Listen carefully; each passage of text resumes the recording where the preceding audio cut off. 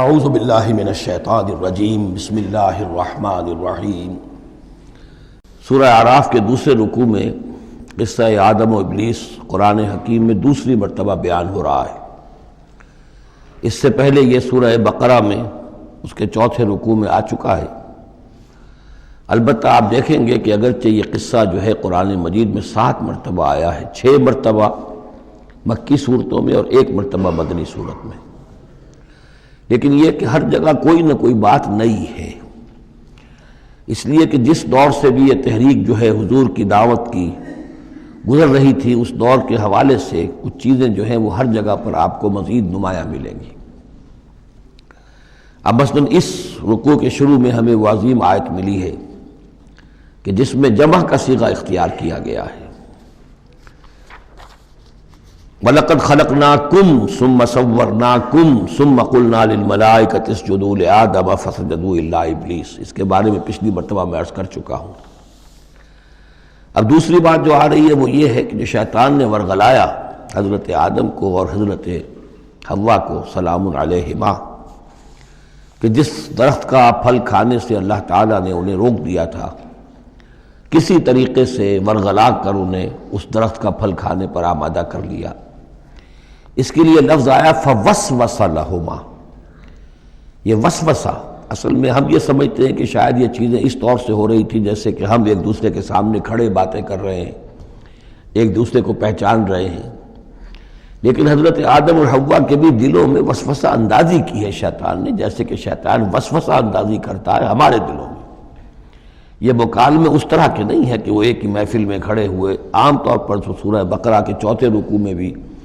اور دوسرے مقامات پر بھی ہمارا تصور کچھ اور رہتا ہے، لیکن یہاں وہ پردے حائل ہیں۔ ابلیس جو ہے وہ یقیناً جو ہے جنات میں سے تھا، حضرت آدم علیہ السلام کے لیے اس وقت بھی وہ انویزیبل تھا، لہذا نفس جو آیا ہے فوسوس لہما الشیطان، وسوسہ ان کے دلوں میں ڈالا۔ لِيُبْدِيَ لَهُمَا مَا وُرِيَ عَنْهُمَا مِنْ سَوْآتِهِمَا۔ اب یہاں خاص طور پر ایک بات آ رہی ہے، اس کو ہم متشابہات ہی میں شمار کریں گے۔ یہاں ایک خاص اثر ظاہر کیا جا رہا ہے کہ وہ شجر ممنوع تھا، اس کا پھل کھانے کا ایک نتیجہ برآمد ہوا، اور وہ یہ ہوا کہ حضرت آدم اور حوا پر ان کی شرمگاہیں جو ہیں وہ نمایاں ہو گئیں۔ یا تو ایسا ہے کہ پہلے انہیں شعور نہیں تھا، اب شعور پیدا ہو گیا، یا یہ کہ انہیں کوئی خاص لباس جنت کا حلہ اللہ تعالیٰ نے عطا کیا ہوا تھا، وہ لباس اتر گیا اس درخت کا پھل کھانے کے نتیجے میں۔ یہ چیزیں ایسی ہیں کہ جس سے یقیناً بہت سے لوگوں کو کچھ قیاس آرائیوں کا موقع ملا ہے۔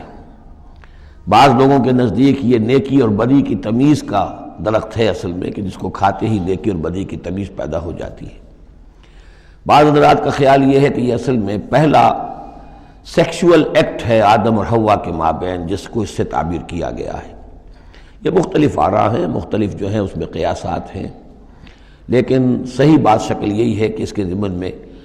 ابھی ہمیں اس کو متشابہات ہی کے دائرے میں رکھ کر اور اس کے بارے میں کوئی قطعی اور حقیقی اور یقینی رائے جو ہے قائم کرنے کی کوشش نہیں کرنی چاہیے، تاکہ کہیں اور معلومات جو ہیں ہماری سائنس کے ذریعے سے اکتشافات اور معلومات کا دائرہ اور وسیع ہو جائے تو اس سے ہم پہنچ جائیں اس کی کنہ تک کہ وہ درخت کون سا تھا۔ لیکن یہاں ظاہر کیا گیا ہے کہ شیطان نے جو وسوسہ اندازی کی ان کے دلوں میں وہ یہ تھی،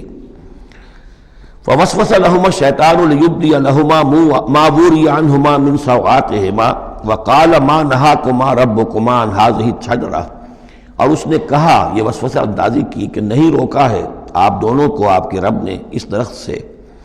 الا ان تکونا ملکین، مگر یہ کہ کہیں آپ نہ ہو جائیں فرشتے نہ بن جائیں، او تکونا من الخالدین، یا ہو جائیں آپ ہمیشہ ہمیش رہنے والے۔ اب اس میں سیدھی سی بات یہ ہے کہ فرشتوں کو تو جھکایا گیا حضرت آدم کے سامنے، تو فرشتہ بن جانا کون سی بہت بڑی بات تھی، لیکن یہ کہ انسان بسا اوقات اپنی اصل حقیقت کو، اصل مقام کو بھول جاتا ہے، نسیان ہو جاتا ہے، اور یہ بات گویا کہ شیطان کے وسوسہ اندازی سے ان کے ذہن میں پیدا ہوئی، یا یہ کہ آپ ہمیشہ ہمیش رہیں اور آپ پر موت طاری نہ ہو۔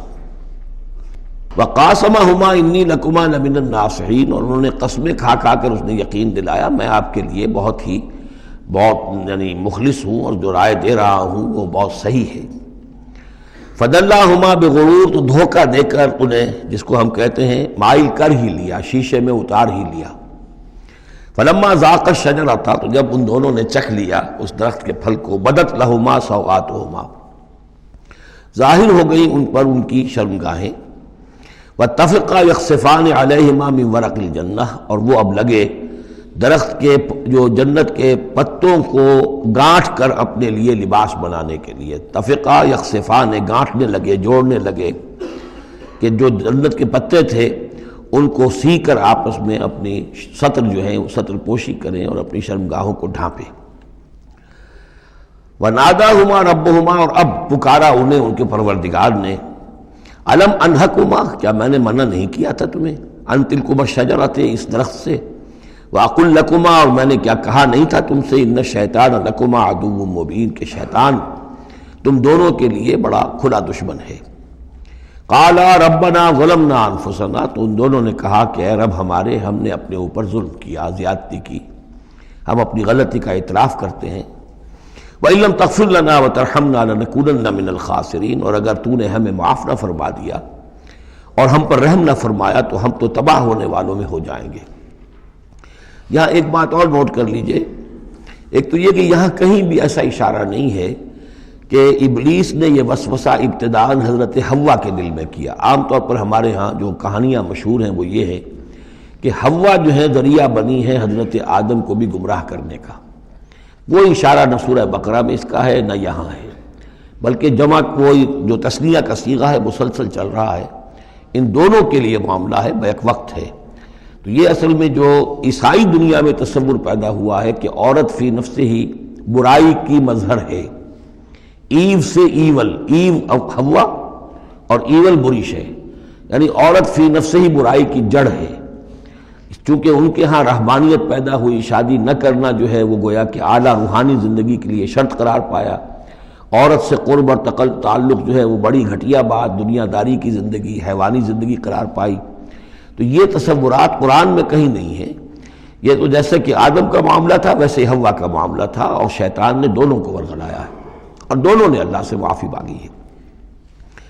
دوسرے یہ کہ یہاں نوٹ کر لیجئے کہ یہاں یہ بتا دیا گیا کہ وہ الفاظ کیا تھے۔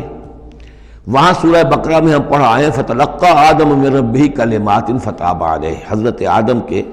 دل میں جو ایک سخت پشیمانی کے جذبات پیدا ہوئے تو اس کے لیے الفاظ خود اللہ تعالیٰ نے تلقین فرما دیے، اور وہ الفاظ یہ ہیں ربنا ظلمنا انفسنا وَإِن لَّمْ تَغْفِرْ لَنَا وَتَرْحَمْنَا لَنَكُونَنَّ مِنَ الْخَاسِرِينَ۔ صدق اللہ العظیم۔